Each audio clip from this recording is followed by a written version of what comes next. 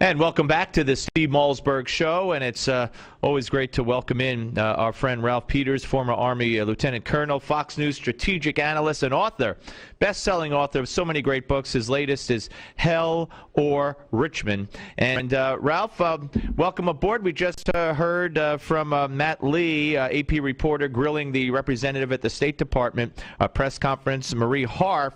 And he took her to task on, are we or are we not really abandoning Iraq? And it's got to be, it's heartbreaking to hear about what's happening in Fallujah and with Al-Qaeda. It's just ridiculous. Well, Obama's policy toward Iraq from the outset of his administration basically spit on the graves of all our casualties.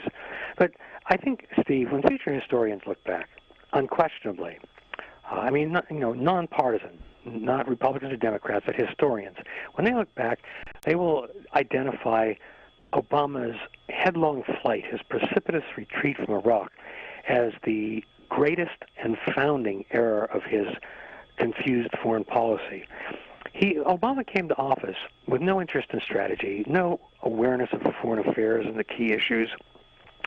He saw everything through a political lens, and still does. And so, to please his base, without really considering what he was doing, he pulled out of Iraq, didn't really try to get a status of forces agreement, just ran, and by the way, tripled down on Afghanistan, which was another mistake, but that's another story. But he abandoned Iraq. Now, Steve, as you know very well, I didn't approve of the way the Bush administration handled a lot of things in Iraq, turning it into a looting orgy for contractors, the irresolution once we got to Baghdad, mistake after mistake. But nonetheless, thanks not least to the courage of our soldiers and Marines and Navy corpsmen and the Iraqi people who got very tired of Al-Qaeda, it came together. It finally came together when many of us, including myself, were starting to lose heart. And we turned it around. And Iraq was a better place, and Obama threw it all away, hurled Iraq into the hands of Iran. And I would ask your listeners to just consider this. Look at a map. Where Iraq sits, head of the Persian Gulf, between Iran and Syria. When Obama quit, he opened a terrorist superhighway from Tehran, from Iran, through Baghdad, through Syria, into Lebanon, Israel's northern border. Consider how different our situation, how much more to our advantage it would be today if we just kept a small residual force in Iraq, 10 to 20,000 men. A token force was all it really would have taken. Iran wouldn't have free reign. Al-Qaeda wouldn't be back. We could have modulated Nouri al-Maliki, the Iraqi prime minister's tendencies toward totalitarian, which is partly responsible for this uprising in Fallujah and Anbar province in western Iraq. All the other errors in the Middle East flowed from that one tragic mistake. It's such a bad mistake that now it's almost impossible to recover from it. What does this mean in practical terms if if Al-Qaeda is indeed flying the flag over Fallujah, and if they continue to make inroads and wind up using Iraq as a haven, much in the way they used Afghanistan as a haven prior to 9/11? We're going to have our hands full in one way or another. Well, we already do, but the administration pretends otherwise. We've heard Obama say over again, Al-Qaeda's on the run, Al-Qaeda's broken, Al-Qaeda's destroyed, General Motors is alive, and Osama bin Laden's dead. Well, I'm glad Osama bin Laden's dead, but any president would have ordered that. Obama makes it sound as though he was there and killed Obama. You mean, wait, you mean he didn't do it himself? Well, he certainly sounds like he did, like he strangled him or beat him to death with a club. It's just shameful. When Obama came to office, Al-Qaeda and its sympathizers were a broken lot. Not totally destroyed, but they were utterly broken. And despite Obama's lies to the contrary, Al-Qaeda is now far, far stronger than it was 5 years ago. Look at the map. Al-Qaeda, which was a beaten, broken force hiding out in northwestern Pakistan, is now back in Iraq. It's in Syria. It's in Lebanon. It's in Libya. Its franchises are in Mali, in Central African Republic. It's like-minded organizations, the copycats like Boko Haram, are in Nigeria and elsewhere, in Somalia. I mean, it's funny. The guy who really would get this, of all people, is Karl Marx. Steve, and you've had this experience too, I know. Leftists love to cite Marx and talk about him. They don't read him. If you actually read Karl Marx, wade through Das Kapital, Marx talks about the lumpen proletariat, the social class below the honorable working class. And Marx wrote that the lumpen proletariat, this violent, feckless, shiftless, irredeemable class, was a menace to any society, communist or capitalist.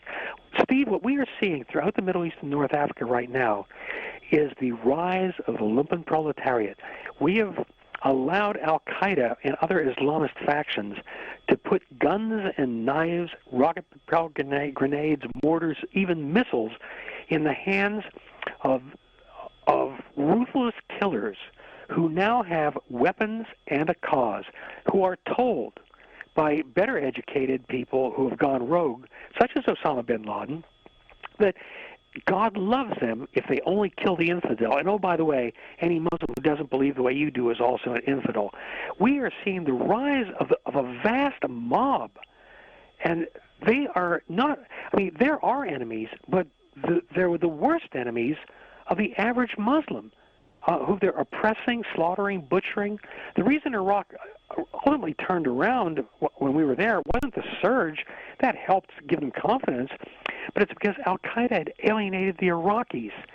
It had oppressed them so badly, even their fellow Sunnis, and the Iraqis rose up against them. Right. Now, the one hopeful sign we're seeing right now, as you and I speak, is that in Syria, the more secular and moderate elements of the opposition have risen up and taken on al-Qaeda in Iraq and the Levant, the al-Qaeda franchise that straddles the border of Syria and Iraq. And they're hammering them, and that's a good thing. We should be helping them kill al-Qaeda instead of wringing our hands. Because here's what, I tell everybody. Look, this is an incredibly complex situation with multiple sides and multiple reasons for people doing what they're doing.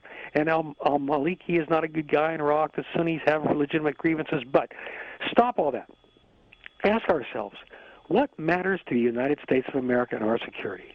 Well, enemy number one is al-Qaeda. They're trying to kill us right now. Enemy number two is Iran. And the challenge is, how do you defeat enemy number one without strengthening number two? I would start by killing al-Qaeda wherever we find it, by whatever means we can. Fallujah, if al-Qaeda is dumb enough to concentrate in mass, don't even coordinate with the Iraqis. Use our intelligence and send in airstrikes. Every day, every al-Qaeda terrorist we kill improves our security. Every last one. Yeah, no, that without a doubt. You presented it all, Ralph. As always, I didn't even have to ask many of the questions because you naturally progressed to one answer right after the next. And I thank you for your expertise. Always great to talk to you. Have a great 2014. I look forward to the next time we get together, sir. Me too, Steve, always. Thank you. Ralph Peters, ladies and gentlemen, former Army Lieutenant Colonel, Fox News strategic analyst, and the author. If you're a Civil War buff, and even if you're not, if you just like a great read, a great Civil War novel, Hell or Richmond by Ralph Peters, go get it, go read it, do yourself a favor. All right, folks, so we are coming back. We are going to be joined by Dr. Ben Carson. Not a bad man to be joined by. Next, right here on the Steve Malzberg Show, Newsmax TV and radio.